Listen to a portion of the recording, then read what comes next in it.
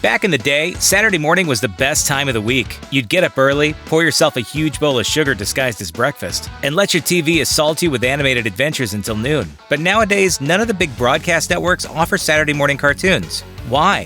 Who's to blame? Here's a look at the real reason why Saturday morning cartoons disappeared. The government did it.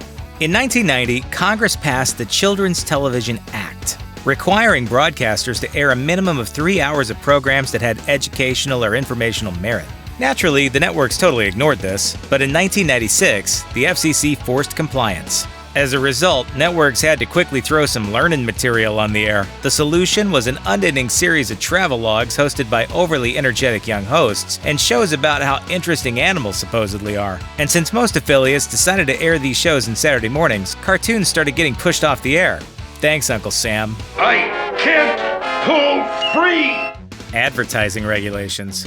Another part of the Children's Television Act increased regulations on advertising to children, limiting ads to no more than 10.5 minutes per hour rather than the previous 16. That was a double whammy for the networks. Not only did it make half-hour cartoons longer to produce, since they now had to be 25 minutes long instead of just 22, it severely cut into the revenue stream generated by advertisements. Hulk Hogan doesn't eat nuts and honey. Did you take this? And since network television isn't a charity, they began looking for cheaper alternatives to cartoons so they could keep on making fat stacks of greenbacks. Sports and news. In 1998, NBC president Brandon Tartikoff noticed that Saturday morning cartoon ratings were slipping, even for juggernauts like the Smurfs. So he began exploring other options for the time period and found it would be much cheaper to air news programs. 4 years later, in 1992, that's exactly what NBC did. The network also realized that it could run sports on Saturday mornings. In 1991, the network signed a 5-year deal with Notre Dame to air the college's home football games on Saturdays. The contract cost NBC $38 million, which works out to a little over $1 million a game. That's still cheaper than producing 6 hours worth of cartoons, which would have run the networks around $3.6 million. Plus, NBC could run more ads and charge more for adult ads like beer and cars than it could for kids ads like dolls and gummy bears. So long, Smurfs.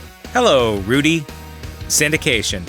By the early 2000s, neither ABC or CBS was producing their Saturday morning content at all, leasing out the time period instead. ABC replaced its one Saturday morning block with reruns of shows that had already aired on Disney Channel, before eventually ditching even that in favor of syndicated travelogues and animal shows. CBS handed off its Saturday to Nick Jr.'s shows for preschoolers and babies.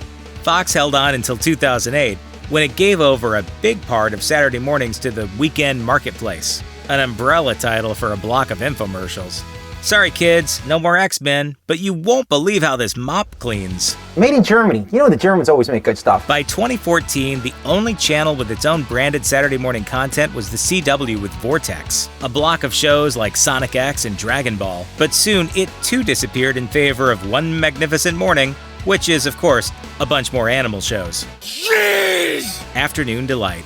In the 50s and 60s, shows for kids were few and far between, and strictly a morning affair, with most networks airing soap operas and talk shows in the afternoons. So the Saturday morning cartoon block was a rare weekly treat. But as channels became more available, the TV landscape changed. By the early 80s, cartoons like He-Man, G.I. Joe, and Thundercats were available every weekday right after school, convincing legions of impressionable children that their lives would just not be complete without a kung fu grip on every action figure. Saturday mornings were simply no longer the only game in town. Blame cable TV. By the mid-1990s, the majority of American homes were equipped with a magical box that provided dozens of new channels, including multiple ones that showed nothing but cartoons and other kid stuff all the time, without the need to sit through boring animal shows anymore. With its almost endless offerings, the Disney Channel, Cartoon Network, and Nickelodeon made every day feel like Saturday morning all day long.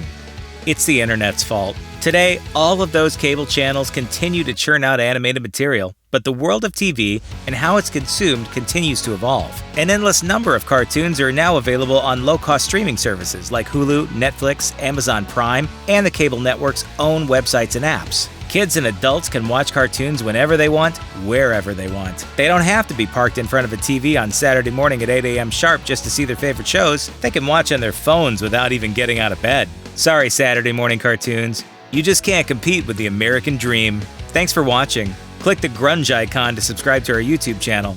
Plus, check out all this cool stuff we know you'll love too.